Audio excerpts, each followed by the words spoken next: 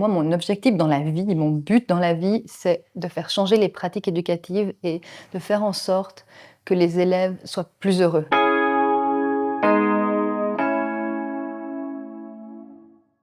Il y a un moment où j'ai eu beaucoup de problèmes à gérer ma classe et c'était une classe avec des élèves dits difficiles. Je me suis dit qu'il fallait que je trouve des outils pour me permettre de gérer ma classe, mais qui soient beaucoup plus authentiques et avec lesquels je me sente bien. Et la première formation que j'ai faite, c'était les ateliers philo pour les enfants et les ados de la Fondation Sève. Et en fait, au début de ces ateliers philo, il y a 5 minutes de pratique attentionnelle, de pleine conscience avec les ados. Et j'ai trouvé que c'était incroyable les impacts que ça avait. Et je me suis dit, je veux faire ça en classe.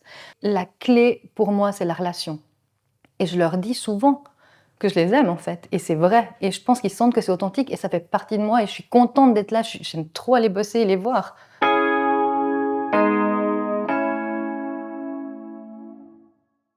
L'émotion, ça sert à vous transmettre un message. Ça veut dire que si vous êtes en colère, eh ben, la colère, elle est là pour vous amener un changement. Donc, je suis en colère, il y a quelque chose qui doit changer dans ma vie, c'est quoi? Je suis triste, je pleure, ben, la tristesse, elle est là pour nous aider à passer des étapes, puis à lâcher.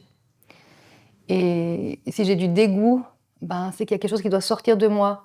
Si j'ai peur, je dois mettre une protection, je dois me recentrer. Donc, en fait, de connaître le message des émotions, ça nous aide à prendre des bonnes décisions et des bons comportements.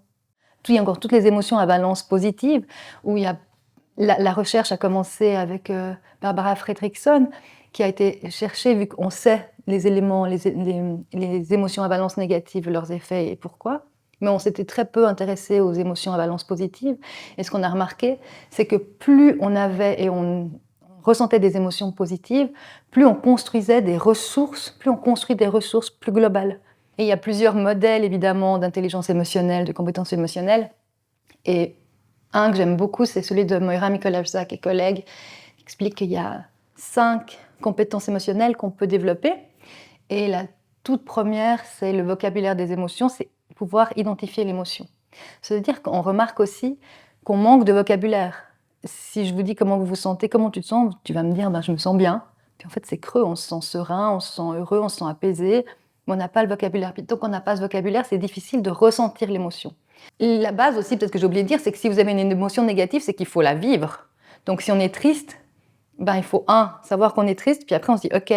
Quand mes élèves ils sont pas bien, puis je vois qu'ils me disent il faut que je sorte de la classe, puis des fois je vais les voir parce qu'ils sont fermés dans les toilettes en train de pleurer, je leur dis maintenant tu pleures jusqu'au bout des ongles, t'es triste maintenant à fond. Mais par contre, il faut toujours être en sécurité si on doit lâcher une émotion forte comme ça, parce que ça peut aussi déraper, et ça c'est important de le faire en sécurité.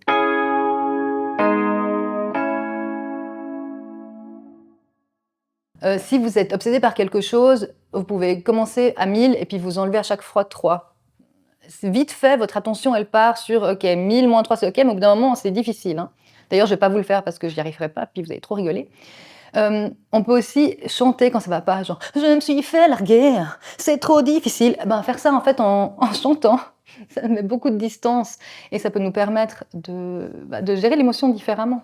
Écrire évidemment, ça marche bien pour certaines personnes.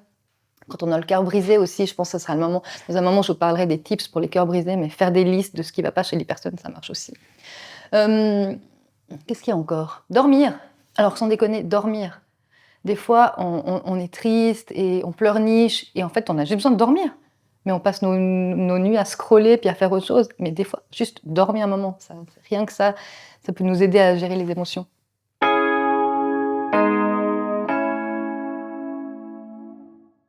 Pendant des années, on s'est concentré sur ce qui ne fonctionnait pas chez l'être humain. Puis au bout d'un moment, en 99 précisément, Martin Seligman s'est dit: «Les gars, on va changer notre fusil d'épaule et puis on va commencer à faire de la recherche sérieuse sur ce qui fonctionne et comment les gens y guérissent plus vite et ce qui rend les gens heureux». Donc évidemment, il y a tout un grand passé parce que c'est juste pas arrivé comme ça. Le bonheur a été étudié en philo. D'ailleurs, Seligman et Peterson ont repris beaucoup d'éléments des forces de caractère chez Aristote. Il y a les stoïciens qui ont un grand rôle dans la psychologie positive aussi, le bouddhisme, tout ce qui est Maslow et Rogers, qui eux-mêmes ont commencé avec la philosophie, avec la psychologie humaniste, mais eux pensaient qu'on ne pouvait pas quantifier le bien-être. Donc ils ont dit: «Oui, on peut être heureux, mais on ne peut pas dire si on est plus ou moins heureux». Alors que la psychologie positive arrive avec des échelles, post, pré-post pour avoir des scores en fait, pour pouvoir valider. On a pris beaucoup de critiques aussi au niveau de la psychologie positive parce qu'on disait: «Ouais, mais alors on s'occupe que des émotions positives et puis on est que dans l'optimisme et cetera». Mais on sait très bien que trop d'émotions positives ou trop d'optimisme, ben, c'est pas bien. Dans une équipe, pour qu'une équipe travaille bien, il faut toujours un pessimiste aussi. Parce que l'optimiste, il est là. Dans 2 semaines, le dossier, il est fini. Puis le pessimiste, il fait: «Ouais, plutôt 3 mois?»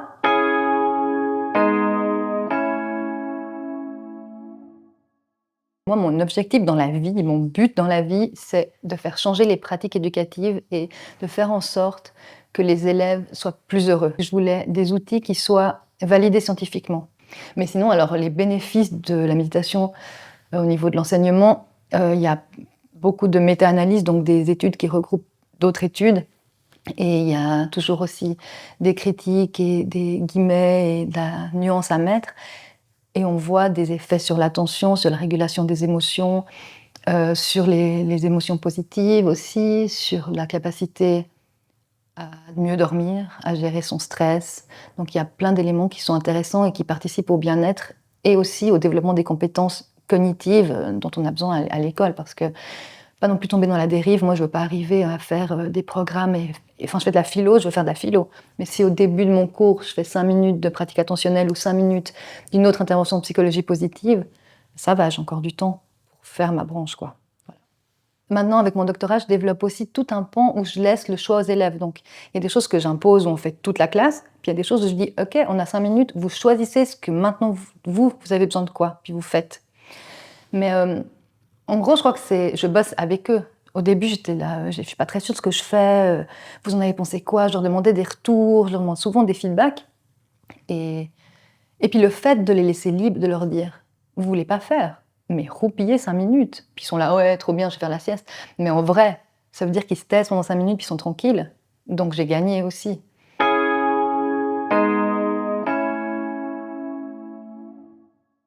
Dans le programme, il y a 8 séances. Il y en a une qui est dédiée à nos forces de caractère, à trouver nos ressources, parce qu'on est souvent focalisé sur ce qui fonctionne pas chez nous. Mais il y a une méditation sur: «OK, où est-ce que je suis bon?» Et puis bon, pas juste des compétences, parce qu'on a tous des compétences, mais là, des forces de caractère, c'est les éléments où on est aussi authentique et qui nous procurent du bien-être et puis quand on les met en action, eh ben, on kiffe, on est bien, on est énergisé. Donc moi, quand j'enseigne, à la fin d'une journée d'enseignement, ben, en fait, j'ai de l'énergie. Je suis pas et c'est là que je vois qu'enseigner, c'est une de mes forces de caractère et que je pourrais continuer à faire ça longtemps. Ce qui est important avec ce programme, c'est que vous n'êtes pas obligé de le faire dans l'ordre, vraiment pas. Si vous avez un problème de communication, ben vous allez directement sur celle-là. Ça se veut pas comme un programme, mais plutôt comme une boîte à outils qu'on prend quand on a besoin.